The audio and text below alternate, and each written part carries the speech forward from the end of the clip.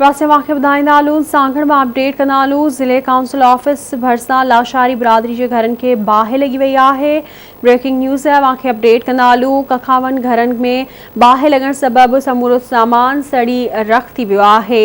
इतला बावजूद fire brigade अमलो वाक़े वारे हंध न पहुतो है। वाक़े आगाह कंदालूं। ब्रेकिंग न्यूज़ है, सांगड़ में ज़िले काउंसिल ऑफिस अॻियां लाशारी बिरादरी के घरनि के बाहि लगी वही है। कखावन घरनि में बाहि लगण सबबि समूरो सामान सड़ी रख थी वियो है। इतला बावजूद फायर ब्रिगेड अमलो वाक़े वारे हंध न पहुतो है। ॻोठाणनि पंहिंजी मदद पाण तहत बाहि ते ज़ाब्तो आणण में मसरूफ़ आहिनि।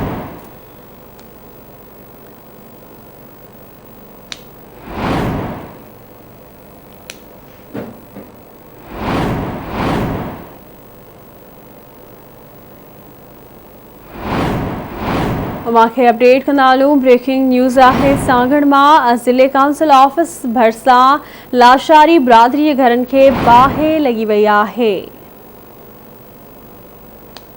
तफ़सील मालूम कंदासीं एडी कुंबर खान जी। एडी अपडेट कजो। जी बिल्कुल संजा सांगड़ लॻ आहे डिस्ट्रिक्ट काउंसिल हाल उन जे पोएं पासे लाशारी कॉलोनी सॾी वञे थी, जंहिंखे ओचितो बाहि लॻी आहे, जंहिंमें लाशारी बिरादरी जेके पोरियत मज़दूर आहिनि उनजे कखान झुगड़नि खे बाहि लॻण करे फायर ब्रिगेड के इतला बावजूद गुज़िरियल 2 कलाकनि खां बाहि ते ज़ाब्तो न अची सघियो आहे। ॻोठाणा पंहिंजी मदद पाण बाहि ते ज़ाब्तो आणण लाइ कोशिशुनि में रुधल आहिनि, मगर अञा ताईं बाहि ते ज़ाब्तो न अची सघियो आहे। तंहिं करे वधीक नुक़सान जा पिण अंदेश आहिनि।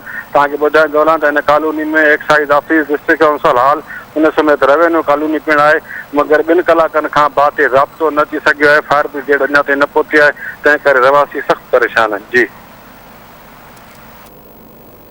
वॾी महिरबानी जी अपडेट करण लाइ।